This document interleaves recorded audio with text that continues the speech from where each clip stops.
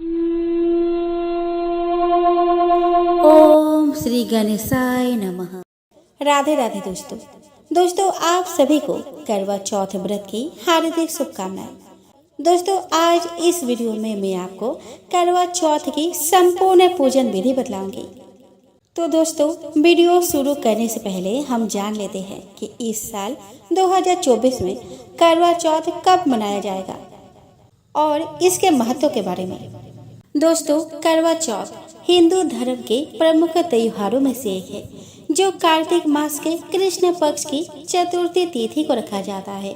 इस साल 20 अक्टूबर 2024 को करवा चौथ का व्रत रखा जाएगा। इस दिन सुहागिन महिलाएं पति की लंबी उम्र और सुखी वैवाहिक जीवन के लिए निर्जला उपवास रखती है, जिसका पारण चांद निकलने पर किया जाता है। दोस्तों करवा व्रत की शुरुआत हमेशा सरगी खाने से की जाती है, जो सूर्योदय से लगभग 2 घंटे पहले तक खाई जाती है। इस दौरान करवा माता और भगवान गणेश और चंद्रमा की विधि अनुसार पूजा की जाती है। वही इस साल करवा चौथ पर भद्रा का सारा बना हुआ है, लेकिन यह भद्रा दिन में केवल 21 मिनट के लिए लग रही है। पंचांग के अनुसार कार्तिक माह के कृष्ण पक्ष की चतुर्थी तिथि का आरंभ 20 अक्टूबर 2024 को सुबह 6:46 पर होगा और इसका समापन 21 अक्टूबर 2024 को सुबह 4:16 पर होगा। करवा चौथ के दिन पूजा के लिए शुभ मुहूर्त 20 अक्टूबर 2024 के शाम 5:46 से शुरू होगा। ये मुहूर्त शाम 7:02 तक रहने वाला है। इस दौरान आप विधि विधान से करवा माता की आराधना कर सकते हैं।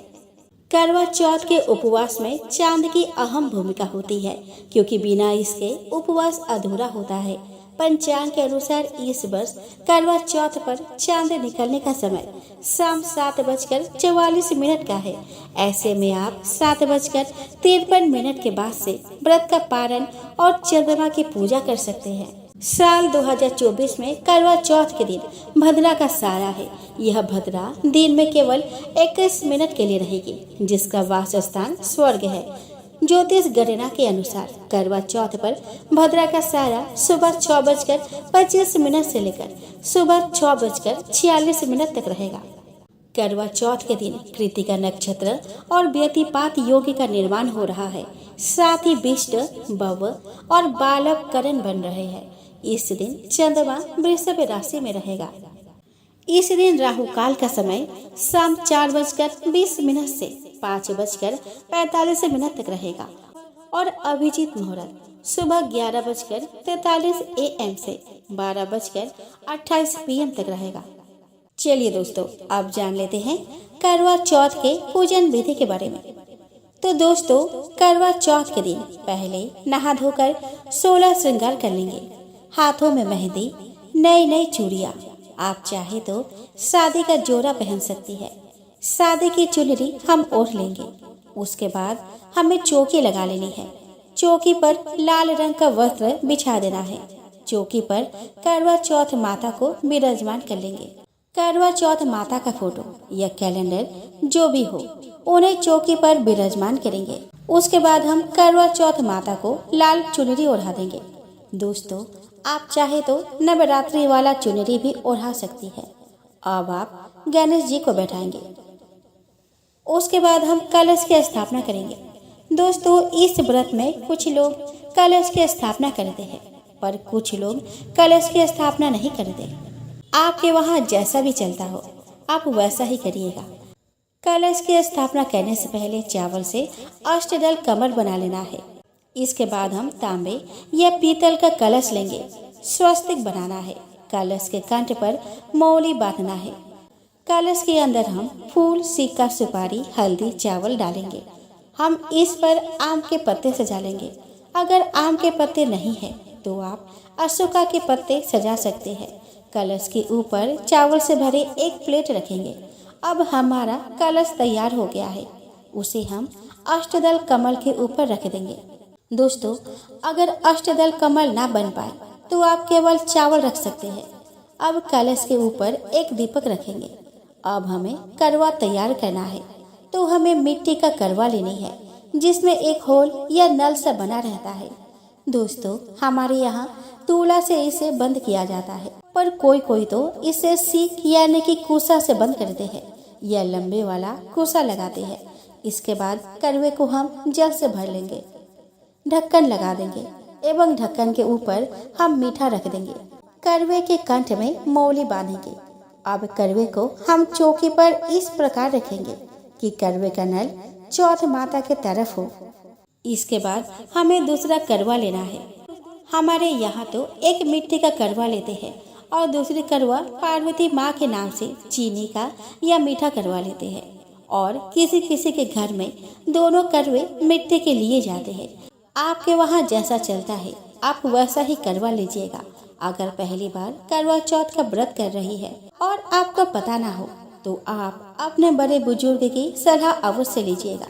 दोस्तों, पहली करवा तो हमने जल से भरा एवं दूसरी करवे को बतासे या फिर ड्राई फ्रूट से भरेंगे, और इस करवे को हमें चौथ माता के बगल में रख देना है। अगर आप अकेले करवा चौथ का व्रत कर रही है तो आप पार्वती माँ के नाम के करवे के साथ अपने मिट्टी वाले करवे को फेर सकती है। अब आप गणेश जी की स्थापना करेंगे तो थोड़े से चावल या गेहूं रखकर हम गणेश जी की स्थापना कर लेंगे। इसके बाद हमें पूजा शुरू करनी है। तो दोस्तों, पूजा में हम सबसे पहले गेहूं जरूर चढ़ाएंगे। आप चाहे तो चौकी पर गेहूं रख सकती है या फिर आप किसी प्लेट में भी रख सकती है। फिर हम सभी पर गंगा जल छिड़ककर शुद्धिकरण कर लेंगे। हम अपने ऊपर भी गंगा जल छिड़केंगे। हम दीपक जलाएंगे। कलश के ऊपर जो हमने दीपक रखा था उसको जलाएंगे। गणेश जी को वस्त्र स्वरूप कलावा चढ़ाएंगे। अगर आपके पास जनेऊ है तो उसको भी अब समर्पित कर देंगे। उसके बाद हम सभी को रोली से तिलक करेंगे, फिर अक्षत समर्पित करेंगे। आप अपने आप को भी तिलक जरूर कर लीजिएगा। आप उन्हें फूल समर्पित करें। उसके बाद करवा चौथ माता को 16 श्रृंगार अर्पित करेंगे। माता को स्पर्श कराकर इसे चौकी पर ही रख देंगे। अब हम भोग समर्पित करेंगे। तो दोस्तों, भोग में आपने जो भी बनाए है उसे आप समर्पित कर सकते हैं, या फिर बाजार से जो मिठाई मंगवाए है उसे आप भोग के तौर पर अर्पित कर सकते हैं। जो भी मिठाई का हम भोग लगाएंगे हम उसे करवे पर भी रखेंगे, क्योंकि चंद्रमा को हम इसी से ही भोग लगाएंगे। हम फल अर्पित करेंगे। सिंघारा अगर हो तो बहुत अच्छा है। और फिर हम एक लोटा जल समर्पित करेंगे। इसी जल से हमें कथा सुननी है। यथासंभव हम दक्षिणा समर्पित करेंगे। बायने के लिए हमें एक साड़ी अर्पित करनी है। साड़ी या फिर सूट कुछ भी ले सकते हैं। इसके ऊपर हमें श्रृंगार का सामान रखना है। दोस्तों, आप चाहे तो चौथ माता के चढ़ावे गए श्रृंगार में से भी आप ले सकती है, या फिर आप अलग से भी रख सकती है। यानी कि आप कुछ श्रृंगार का सामान दान कर सकती है एवं कुछ को चौथ माता के आशीर्वाद के रूप में अपने पास रख सकती है। इसके बाद जो हमने जल से भरा हुआ लोटा रखा था उसको रख के हमें कथा सुननी है। करवा चौथ के व्रत में हमें कथा सुनना अनिवार्य होता है। आप चाहे तो चौकी के पास बैठकर कथा सुन सकती है, या फिर अपने सखी सहेलियों के साथ मिलकर कथा सुन सकती है। कथा सुनने के लिए हाथ में कुछ गेहूं के दाने लेने हैं। अब हम कथा का श्रवण करेंगे। दोस्तों, हमारे चैनल पर करवा चौथ की व्रत कथा भी सुनाई जाएगी। आप अपने समय अनुसार उन कथाओं को जरूर सुन लीजिएगा। अब कथा सुनने के बाद हमने हाथ में जो गेहूं के दाने लिए थे इसमें से कुछ दाने हम जल के लोटे में समर्पित करेंगे और बाकी को हम अपने पल्लू में बांध लेंगे, क्योंकि चंद्रमा को जब हम रात को अर्घ्य देंगे तो इसी दाने से हम उन्हें अर्घ्य देंगे। आप गेहूं के जगह पर बाजरा, चावल कुछ भी ले सकती है। साथ में जिस छलनी से आप चंद्रमा को देखेंगे उसे यहीं पर रख लीजिएगा। इसके बाद हमें आरती करनी है। आप अलग से दीपक जलाकर या फिर कपूर से आरती कर सकते हैं। कलश वाला दीपक हमें नहीं उठानी है। आप यहाँ पर करवा चौथ माता की या फिर पार्वती माता की आरती कर सकती है, या फिर आप दीपक या कपूर को 5 बार घुमा सकती है, क्योंकि यह भी आरती का ही स्वरूप माना जाता है। उसके बाद हम अपने पति की लंबी उम्र की कामना करेंगे। अब हमें करवा फेरनी है। अगर आप अकेली है तो पार्वती माता के साथ करवा फेर सकती है। इसमें मिट्टी वाला करवा आपका एवं चीनी वाला पार्वती माता का है। करवा हमें 7 बार फेरना है। हाथों को क्रॉस जैसा बना लेंगे एवं करवा फेरेंगे। जब हमें करवा फेरनी है तो हमें ध्यान रखना है कि दोनों करवे आपस में ना टकराए। करवा फेरने के समय हमें बोलना है कि हे पार्वती माता सुहाग दे, हे पार्वती माता सुहाग दे। इस प्रकार हम 7 बार करवा फेरेंगे। 7 बार करवा फेरने के बाद आप देखेंगे कि जहाँ पार्वती माता का करवा था वहाँ आपका करवा आ जाएगा और जहाँ आपका था वहाँ पार्वती माँ का करवा आ जाएगा। दोस्तों, किसी किसी के वहाँ करवा फेरा नहीं जाता है। किसी के यहाँ फेरते हैं तो किसी के यहाँ नहीं फेरते हैं। अगर आपके वहाँ ऐसा नहीं होता तो आपको करवा फेरने की कोई जरूरत नहीं है। इसके बाद जो जल का लोटा है उसे हम सूर्य देव को अर्घ्य दे देंगे। देखिए दोस्तों, अगर आप सुबह के समय पूजा कर रहे हैं तो सूर्य देव को अर्घ्य देंगे और अगर आप रात को पूजा करते हैं तो चंद्र देव को अर्घ्य देंगे। अब देखिए दोस्तों, हम जो करवे के जल भरे थे उससे हम चंद्रमा को अर्घ्य देंगे एवं उसके ऊपर जो हमने मिठाई रखे थे उसे चंद्रमा को चढ़ाएंगे। इसे हमें यहीं पर रखना है, इसे बिल्कुल नहीं हिलाना है। साथ में जो हमने साड़ी रखे हैं, श्रृंगार का सामान रखे हैं, भोग का सामान रखे थे उसे हम बायने के तौर पर सासू माँ को दे देंगे। जल हाथ में लेकर 2 बार वार कर सासू माँ को दे देंगे। अगर आपने एक ही जगह श्रृंगार का सामान रखा है तो आप कुछ अपने लिए रख दीजिए एवं कुछ बायने के रूप में दे दीजिए। बायना आप अपने सासू माँ को दे सकती है। अगर सासू माँ नहीं है तो अपनी ननद या फिर जेठानी को दे सकती है या मंदिर में पंडिताइन को आप दे सकती है। इसके बाद हम बड़ों का चरण स्पर्श करेंगे।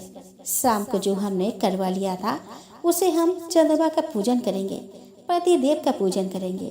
उसके बाद हम व्रत का पारण करेंगे।